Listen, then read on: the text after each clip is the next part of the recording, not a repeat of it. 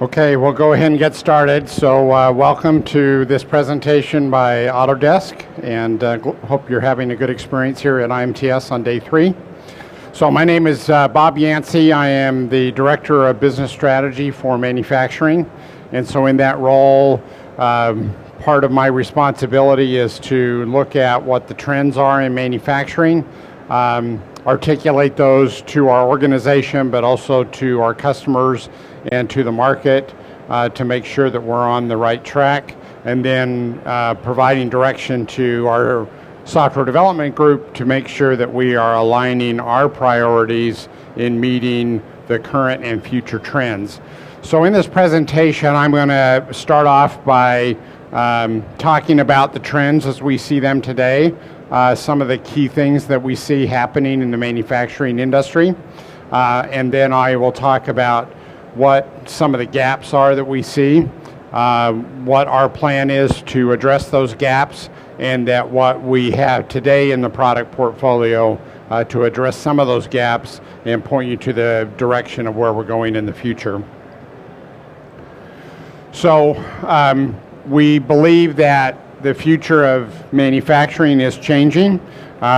We are already seeing those themes here at the show in regards to Industry 4.0, digital thread, digital manufacturing, additive manufacturing with the pavilion over there in the West Building, and so forth. So we see a lot happening. Technology is always changing and advancing.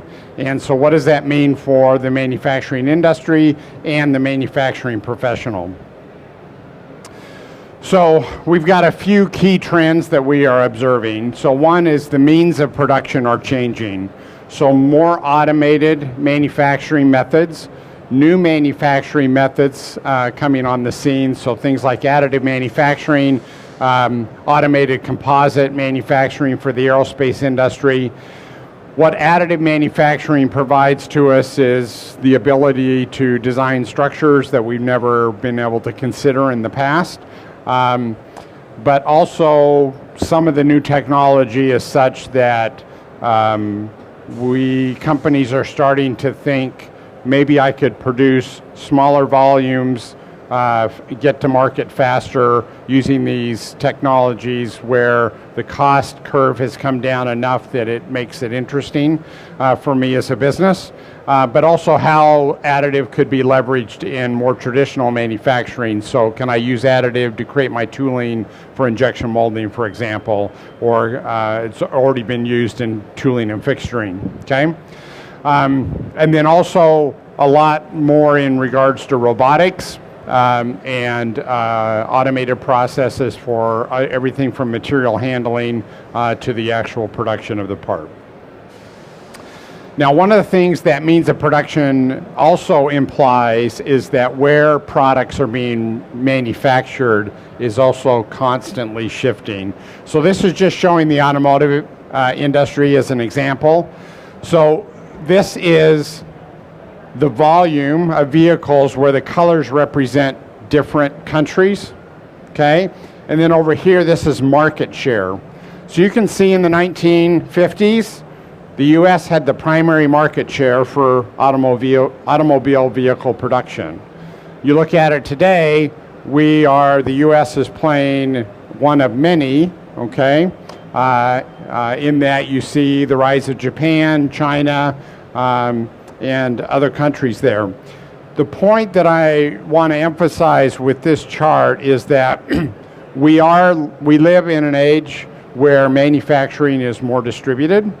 And that's a reality. We also see government incentives to try to pull manufacturing back more locally. So governments are fighting amongst themselves in terms of appealing to manufacturing organizations and trying to locate manufacturing there. But also some other trends that are happening with this. There is a desire among many manufacturing organizations to distribute their manufacturing to lessen their risk, okay?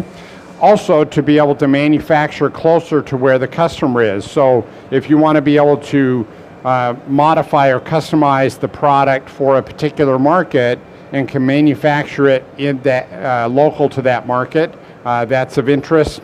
and some of these new technologies for automated manufacturing allow you to customize the product for the local markets. Also a desire to reduce the amount of greenhouse emissions that are happening from just shipping material, manufacturing, and then shipping product. If you can manufacture closer to the local market, you can save logistics costs and less fuel costs in order to be able to ship the material and the products around. Okay, so that's one trend. Another trend is this. We live in this very connected world. We all have a smartphone, and you know, we connect with friends and family. We connect with apps. We connect with information. Same thing is happening on the manufacturing floor. The manufacturing equipment's becoming more connected. We're collecting that data, doing analytics on that data, and trying to learn from that data so that we can make our operation more efficient. Also, we can track the manufacture of a product from raw material to end production. And then that information is available to us if there's a product recall or there's a problem happening in the field. We can understand exactly how that product was produced, okay? Also, consumers are asking for more connectivity with their products, so we're starting to talk about products that, you know, maybe it's a mechanical product, but it has some embedded electronics so that it's providing data for us that can be useful in a consumer product. This is from an industry report that says over the next decade, 47% of jobs will be automated, okay? Now, that can be of great concern to people whose jobs might be on track to be automated, but at the same time, it opens up additional opportunities for people to be involved in manufacturing.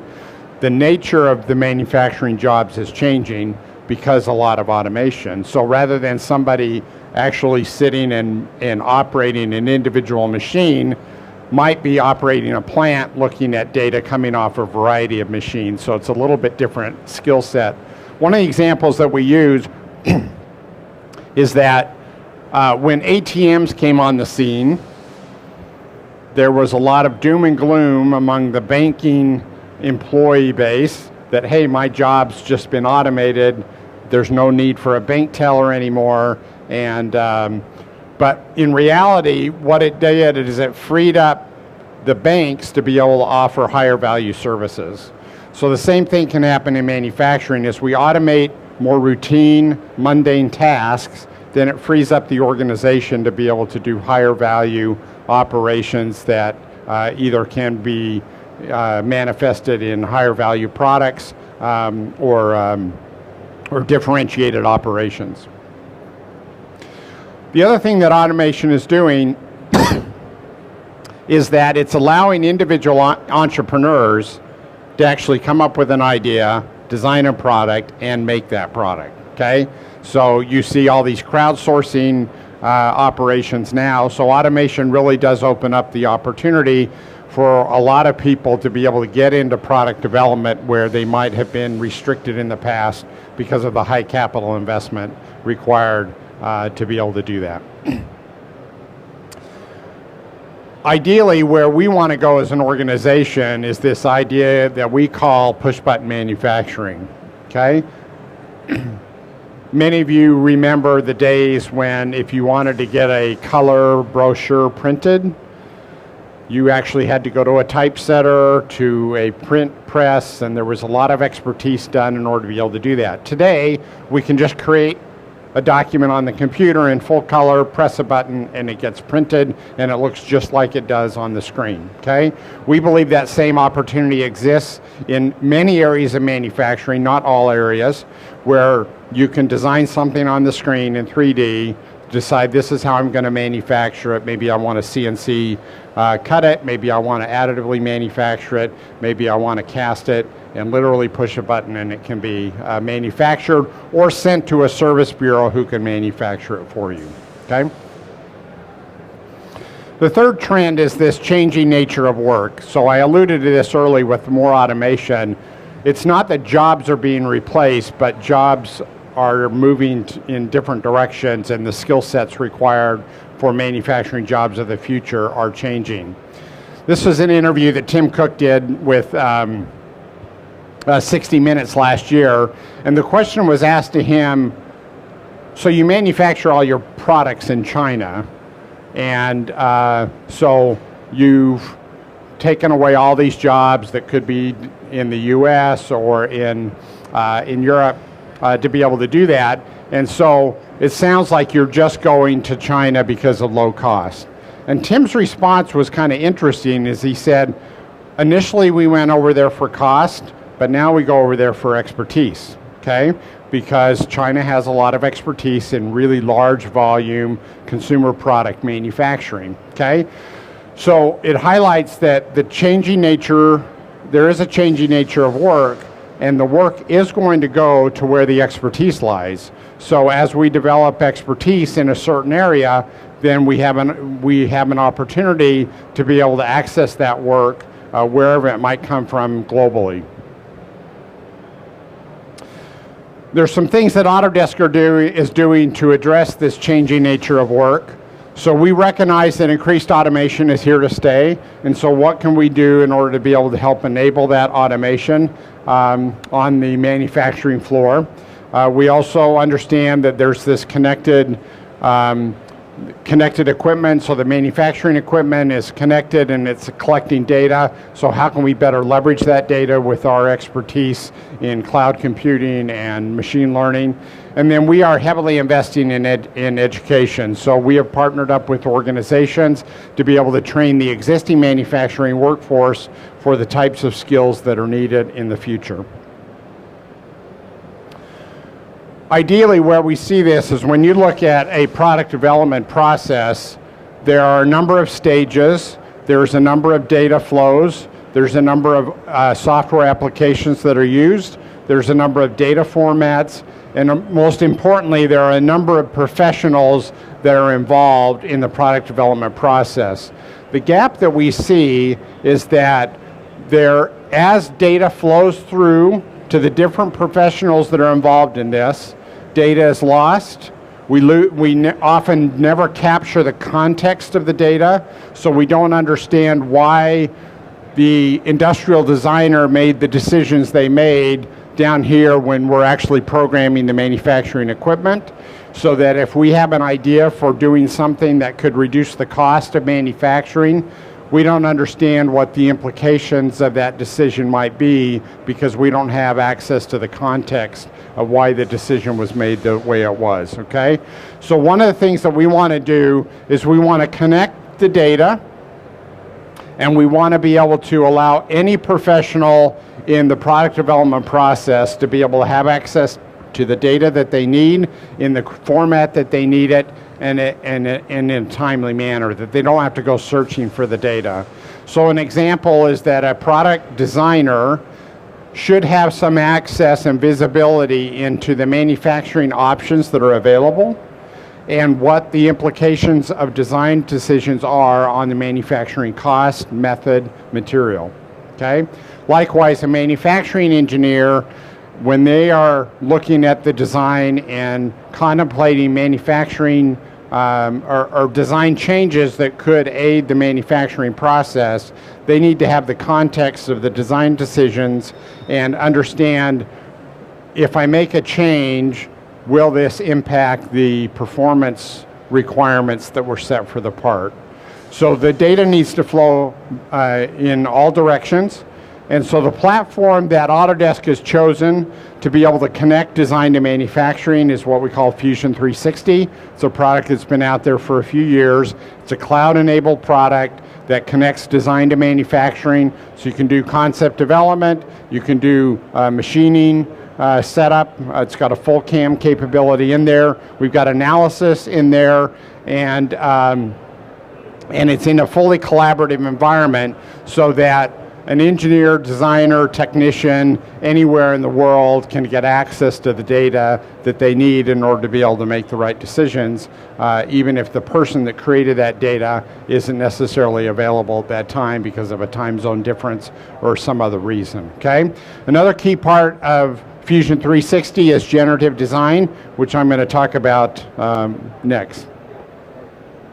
So generative design is a technology that we've been developing over a number of years, released it to the market in the spring, and it is not a design optimization technology, it is a design exploration technology that allows you to input the requirements for your design. They can be technical requirements as well as business requirements, and then utilize cloud computing to to come up with a number of viable options for you to consider, and then a framework for you to be able to sort through those options in an efficient way to come up with an option that makes sense for your business at the time.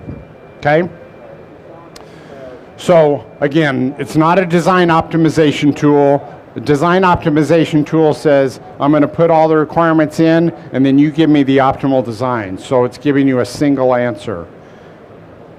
We are looking at it as a design exploration, and one way to explain this is that if you needed to ship goods from the East Coast of the US to the West Coast, okay, go back a couple hundred years, the only way to, the optimal path would be to ship it around South America and back up. Then comes the Panama Canal, so if we were to apply an optimization algorithm to this, it would say that the optimal path is to go through the Panama Canal, okay? But in reality, we actually have more options available when we go to think about designing and producing a part. So in the case of shipping goods, we actually could ship it by sea, but we could also ship it by rail, by truck, or by airplane. And there are trade-offs associated with all of those. So airplane would be the quickest, but also the most expensive, okay? And so what we want to provide with generative design is a framework for you to look at all of these trade-offs and utilize cloud computing to compute a bunch of viable options and then let you sort through those and choose the appropriate one. So we believe that there are multiple practical outcomes to any design and manufacturing problem, okay? So the standard product development process is that you go through a conceptual phase, okay? You utilize some industrial designers, sketch out some things, and look at some different options, maybe do some market research around that. And then once we down select to one or just a few design options, we will then go into manufacturing feasibility. We might do some validation. That could be through simulation, or it could be through physical prototypes. We evaluate those, eventually come up with a final design, and then we go to production, okay? With generative design, what we want to do is explore a whole range of options very quickly. So much more than humanly as possible. So we utilize the computer to be able to look at all of these options. Then down select those options. All of these options are CAD ready and manufacturing aware. So if we specify that I want to make this with a 3-axis machine tool, it's only going to give you design options that can be manufacturable with 3-axis milling. If you can look at, I want to look at plastics versus aluminum, so you specify all these options at the beginning, and then computer computes all the viable options, and then you can look at what's the most appropriate for your particular circumstance. So the idea is that we can really streamline the process, cut down the product development timeline significantly, and in many cases produce a better design than you could have come up with on your own. So really we want to empower the engineer to be able to look at the design space more efficiently and explore more options. Okay? An example of this is we partner with General Motors to look at how we might apply this on an automobile vehicle. So there was some PR that happened out in May. The application was a seat bracket. So in this case, it's 8 individual components that are welded and attached together. So we applied generative design to say, hey, what would it look like if we were to make this with an additive process? So this was the design that was selected. There's 150 variant designs that were produced with the generative design algorithm. And in this particular case, it reduced the part weight, reduced the part count from 8 to 1, and looked like a really interesting alternative, especially for GM's electric vehicles or autonomous vehicles where weight was pretty important. So in the end, 150 design options were considered in the same amount of time that it would have taken them to consider one design option. Consolidated 8 components into one, 40% lighter and 20% stiffer. Okay, so I'm going to show now about what is available in Fusion today to be able to connect this design to manufacturing workflow. So this is Lightning Motorcycles, one of the customers that we've worked with. So in this case, let's say you want to add an additional part in here. You could actually go to a part library, select the part, have that implemented into the design, so you don't have to design everything from scratch within the system. Then we can do annotation. So a manager somewhere could say, hey, I need something here. Then a designer elsewhere in the world sees that annotation, creates the design, connects it up with the rest of the assembly. And so it really fosters this collaboration from a multidisciplinary and a team that's located around the world. We can then do design drawings from this with full documentation on it. You can do simulation of a particular component, so you can bring that out, apply the loads and boundary conditions, make sure that it's going to meet your performance requirements. We can take an individual part out, actually do all the tool pathing and machining setup with that. And then another interesting feature here is that people can annotate these designs without licenses of the software.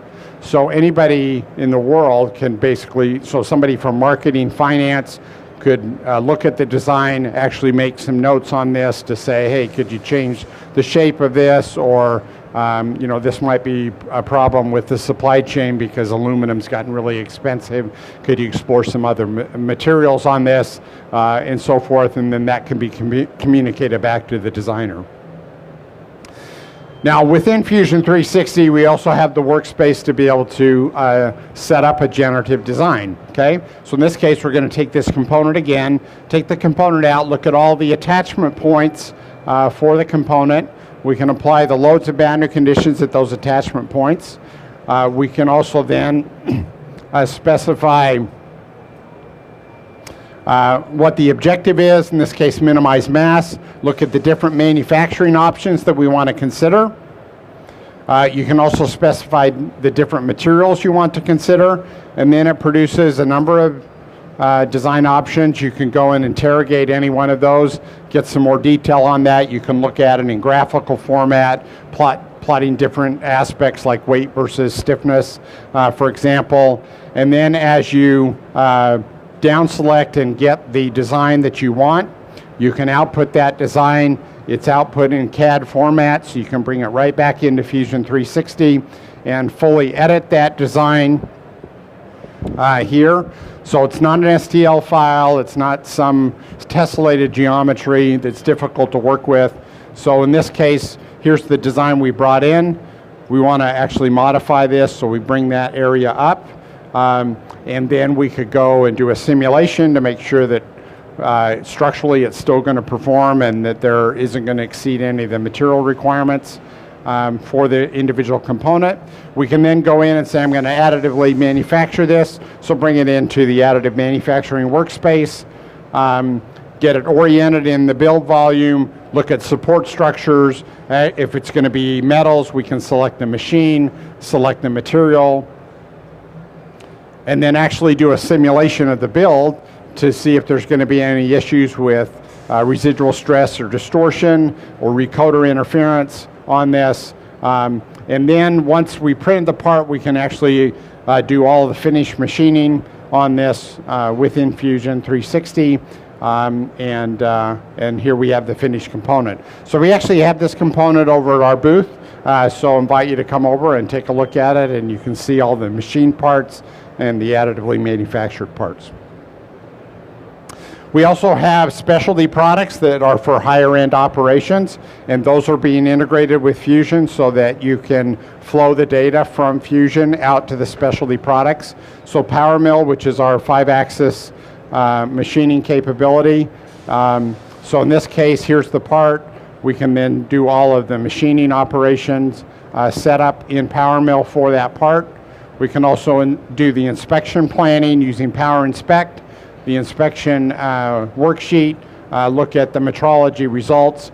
Then in the case of, let's say we wanted to do this with additive manufacturing with a lattice structure, we can set that all up within the additive manufacturing workspace, simulate it, and then again do the finish machining on that part once it comes out of the additive manufacturing operation. We also can, all of these work instructions can be ported over to Fusion Production, which is a job tracking application so that you can assign it to a particular machine, track its progress, look at the analytics for any individual machines that you have on the plant floor, and look at your utilization of your equipment that you have. We also have MoldFlow, which is our injection molding simulation software. So in this case, if you want to make it with injection molding, we can simulate the molding process and then also transfer that over to Power Mill to do the machining of the tool. And then NetFab, which is our additive manufacturing workspace, allows you to go from geometry through all the different operations that you might need for additive manufacturing, nesting, support generation, orientation, simulation, and tool pathing are all available within NetFab. And you combine that with Power Mill, now you can do all the finish machining on the part as well. Okay? So finish with one final example here, video. This is a project that we did with RamLab, which is the Port of Rotterdam. And you can see this over at our booth as well. So this is using a DED process, so essentially a welder on a robot, laying down material at a very high deposition rate, and then doing all of the finish machining on this. So the Port of Rotterdam is looking at this to be able to produce replacement parts on a very quick basis. So you can walk over to our booth and see that. So to just summarize here, we recognize that there are multiple professionals that are involved in the product development process. We want to make sure that data is flowing between the different people that are touching the data, and making sure that the data that they need is accessible to them in order to be able to make the right decisions. And then once we have this, we can automate a lot of the routine tasks so that we're focusing the professionals on doing the work that they were trained for. And Fusion 360 is the platform that we're exposing this technology, and our goal is really to empower our customers to be able to make literally anything. So, thank you. Any questions? I don't know, do we have time? Yeah, we've got a couple minutes if there's questions. Yeah, so we're in the east, over in the CAM pavilion.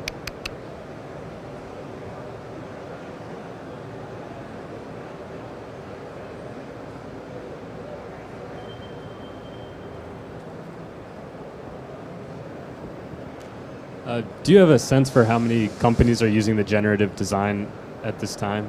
How many copies? How many companies? Companies. Or how widely used it is? So it was just introduced. It was just introduced to the market in May, I believe, was when it was officially released as a product. We are training. We've trained hundreds of people. In that time frame. We've been doing these training events all over the world. They fill up almost immediately. So there's a lot of interest out there, but I think it's too early to tell how many companies are starting to actually implement it for production. I mean, we have the example that I did with General Motors. We have a number of other companies we're working with that are looking at applications but don't want us to talk about it publicly there. But I would say the interest level is been beyond our expectations as a new product. So, yeah.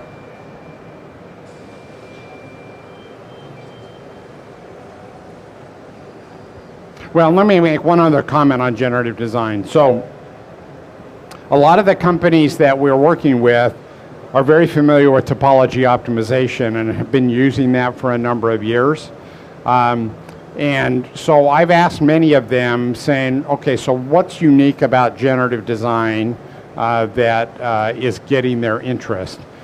And there's a couple of aspects. One is that they like the ability to be able to look at a number of design options rather than just being presented with a single option. So they like that ability to be able to do that. And second of all, we are very aggressively working to incorporate business constraints as well as the engineering constraints in the model setup.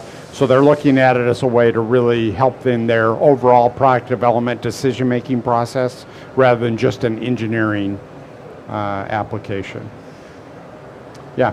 Yeah, so when you have 150 different options on that particular part, is it like 100, like part A looks kind of like part B, looks kind of like part C, and then it drifts from one extreme to another, or is it 150 unique, distinct looking parts? Yeah, they're pretty unique.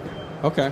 Now, one of the things that happens, so for example, we have a case study that we did with one of our early adopters of generative design where it was a simple bracket, okay? But they wanted to look at a lot of different material options. So they wanted plastic, aluminum, and steel was the options they put in there. Put the loads and boundary conditions on, and the initial results were that the plastic parts were super bulky. It was like the entire design space was filled up. And so that gave them a quick view of plastics are not going to work here. So then it was aluminum and steel, and the shapes were fairly different between the two. And when you look at it, it looked like the steel was the lighter weight, but because of the higher density, it was the aluminum that was the lighter weight. And then they were able to apply some cost to that, and in the end, they determined that aluminum was the best option for that particular part. So how would you just recommend going online and looking at the website to get an overview of this generative design, or going into Fusion? Is it already in there that somebody could mess around with and learn?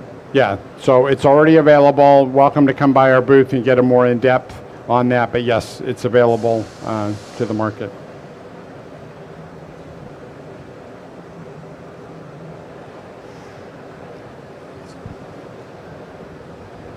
The topological design that you come up with, but speak a little closer to.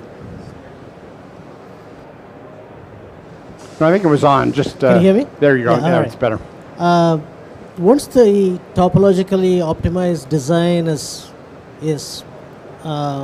decided upon, do you go through a detailed validation, certification, testing procedure to actually confirm that what was generated by the computer works in actual practice? Yeah, so I mean we've been working with generative design for a number of years. Came out of our CTO office. We have a number of actual parts that have been manufactured using this, and they perform very well in there. And topology optimization. I've been involved in the topology optimization space for quite some time, and I would say, yeah, it's well validated out there. One of the challenges that we also tried to address is that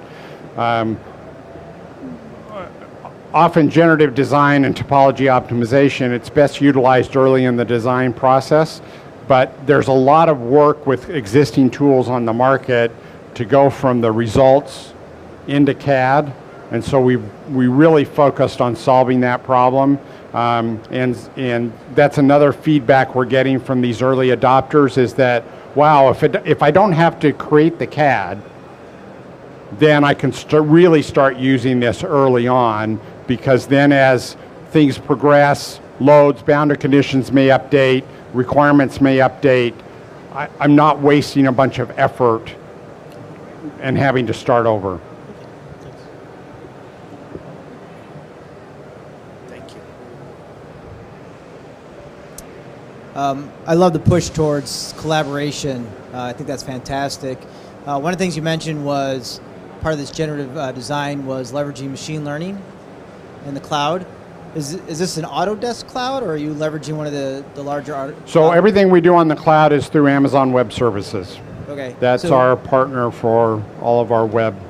And Generative is a web application, is a cloud application. So it runs in the cloud. You can't run it locally on your machine. So part of machine learning, you need to gather, lots and lots of data. Is it just that specific customer's data that you're leveraging for the learning, or are you actually leveraging other customers' data? Yeah, so right now, generative design is utilizing a purely physics-based approach to doing the simulation. Okay. But we've developed a platform such that an individual customer could leverage their own data or experience from past designs, so that could be informed the generative design. And we are exploring areas where maybe there could be some generic data that customers are willing to share that would help them aggregated with other customers' data where we're not, there's no proprietary data that's being shared. So we're exploring all of those options. Similar to, one of the examples we use is many of us use Google Maps, and we use it to figure out how long it's going to take us to go from point A to point B. When we're using Google Maps, it's collecting data from us, but we're willing to do that because it's providing enough value. So we're exploring if those opportunities exist in manufacturing, where there could be some generic data where the whole industry gets some value of it and is willing to share it. So.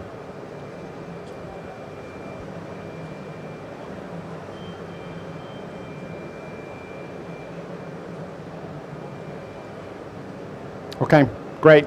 So again, we're over in the east, over in the CAM area, and feel free to come and stop by. Thank you.